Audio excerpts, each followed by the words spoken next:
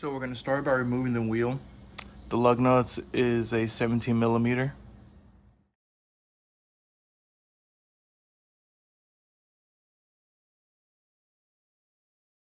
Now I'm going to remove the sway bar end length, and the way you do that, you grab a 16 millimeter spanner, tuck it right in the back, and grab your another 16 mil.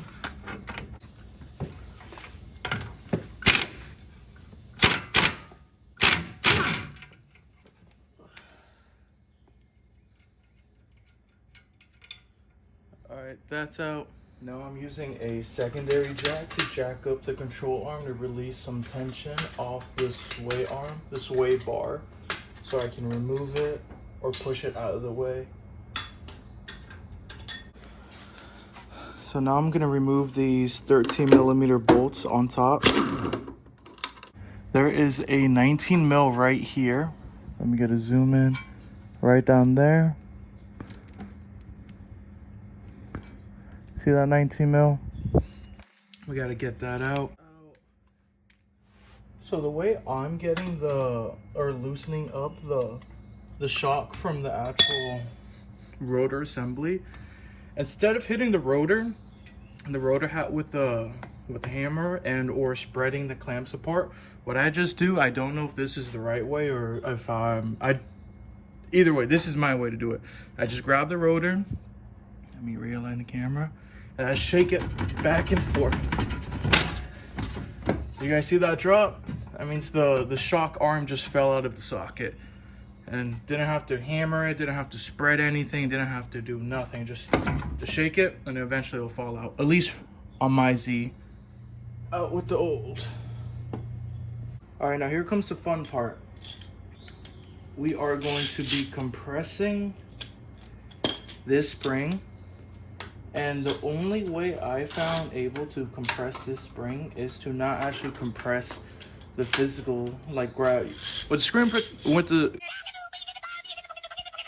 spring compressor. You're supposed to grab a loop in each end of the spring, and these springs are just too short to do that. So what I did, or what I'm doing, is I'm actually clamping it onto the bottom of the strut and then compressing it.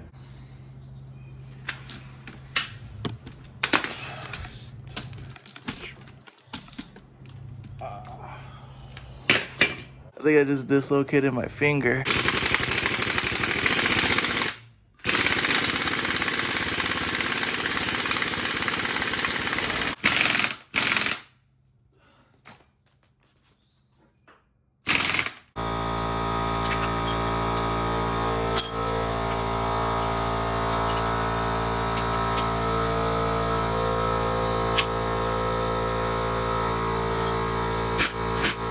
Here are the things we're going to reuse on the new struts.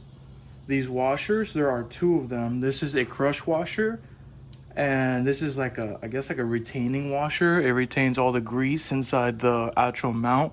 We have a brand new mount, so we can toss that away.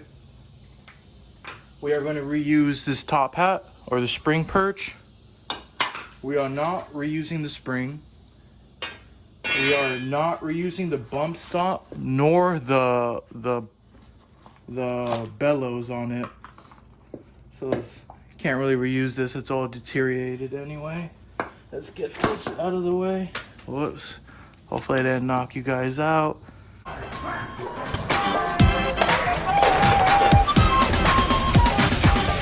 We're reusing the bottom spring perch. Everything else can go in the bin. And now before we put this on our brand new pristine Bilsteins, I'm just gonna grab some soapy water and just clean it off.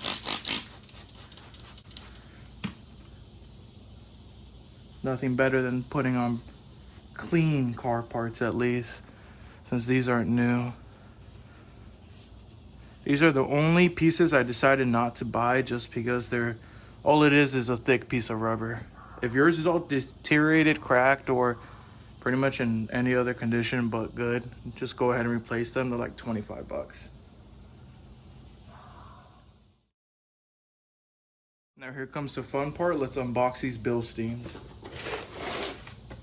Bruh.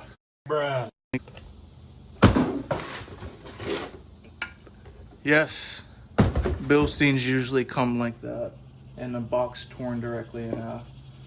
So this is the Bilstein B4. What we're gonna do is replace this bottom screen, this spring perch.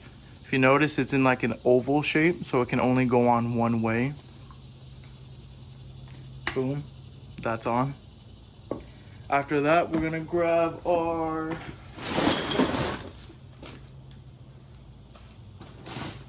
H&R spring. I picked these up on Facebook Marketplace, nearly brand new condition for $100. On the bottom, there is that oval shape that matches up to the shock. You're just gonna put that on in the correct order. The way I do it is on the old spring perch, there will be this indent of where the old spring used to sit. I just get that somewhat near.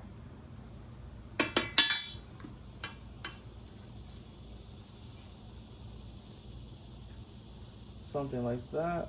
That on. Now let's grab our clean top hat. There will be a notch on the top hat that corresponds with the spring. Let's put that on.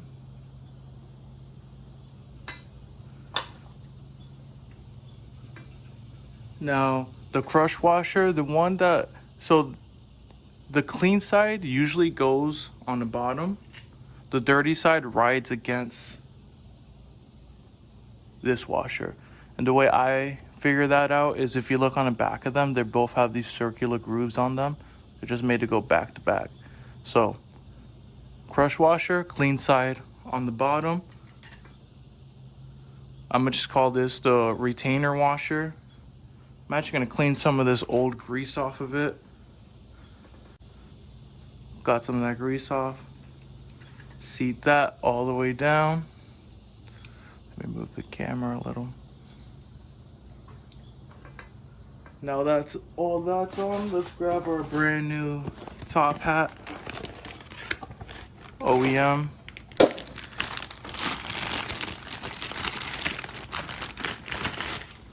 Pop this guy right on. Now let's find our Bilstein nut right here. And let's get to tightening. Oh, silly mistake. I forgot to put on the bump stop and the bellows. So let's go ahead and remove this again. Remove this top hat.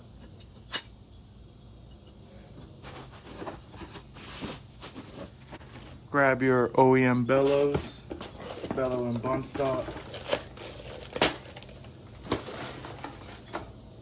The way the bump stop goes is this collared part goes upwards, and then the bump stop, the flat side, goes like that. So this groove or this notch is going to fit into this groove. Let's see if I can do this on camera. Let me set this Bilstein down. Is this in frame? Yeah.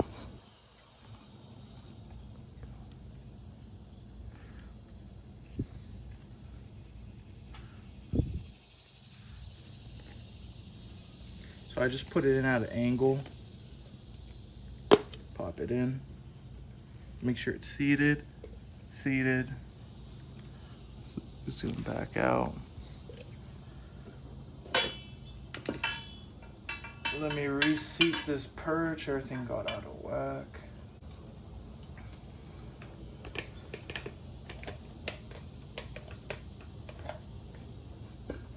Put this on.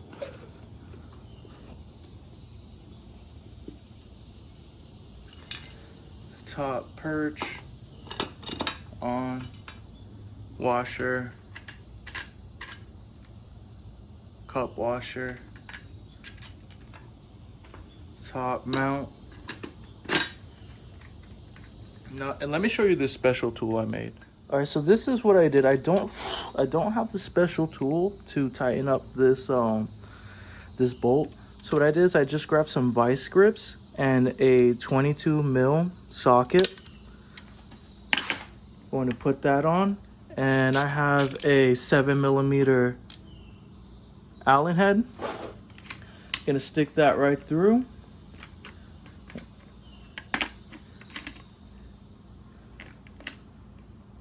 Oh, let me tighten it a little. Bruh.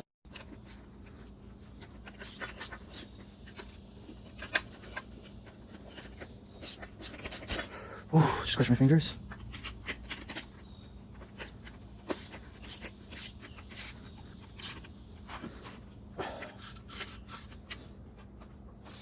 Awesome, that's tight. Set you guys back down.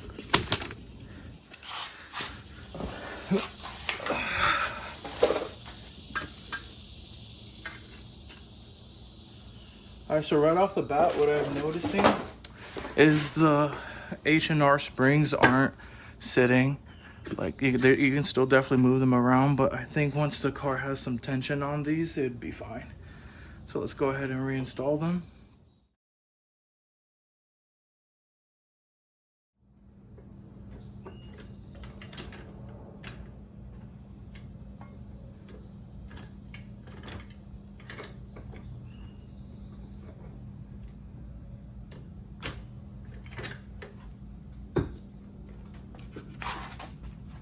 So what you guys just saw me doing is I was operating the jack with my foot, and I was using my dominant hand to reach under the fender, grab the strut, and my other hand to just align these bolts.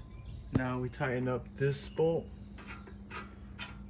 And a little advice for you young mechanics just starting out, always thread in the bolt just a little bit before you impact it, or else you run the risk of cross threading. Excuse me. So now what I'm gonna do is I'm gonna lower the jack just a tiny bit, enough to reconnect this sway bar end length. Normally, if you are lowering your car, you would want to get new end bar, new shortened or adjustable end bar sway length, but mine haven't came in yet, and Zfest is Saturday and today is Wednesday. I need to get this done. Also, there are reinforcement plates that theoretically you are supposed to put on if you're ever taking, it's just preventive maintenance. I do have though, I have one. I bought a set, and the eBay the eBay seller only sent me one. And like I said, Zfest is in a couple days, so it'll be okay for a couple miles, but whenever I get those, I'm gonna do a video on how to install those. So now let's lower this control arm to realign the sway bar.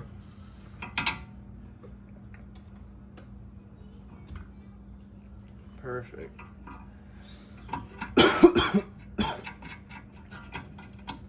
Tighten this up using your 16 mil.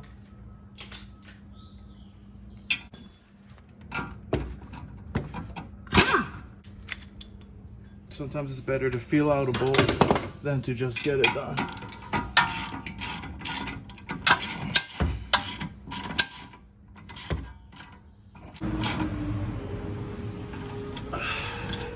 Awesome. Now let's grab our 13 mil, tighten this up.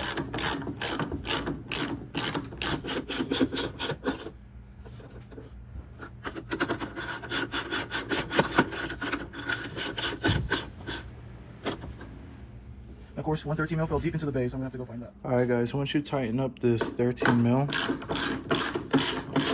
and put your wheels back on, you are pretty much all done. It is exactly the same on the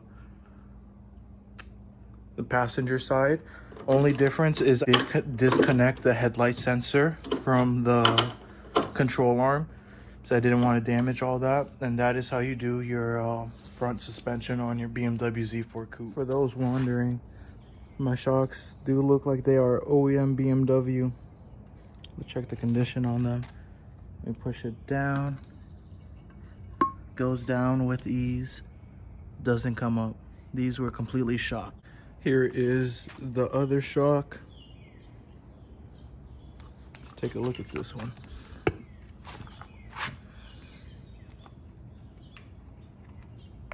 Goes all the way down and does not come up. Whoops. More content on this Z coming soon.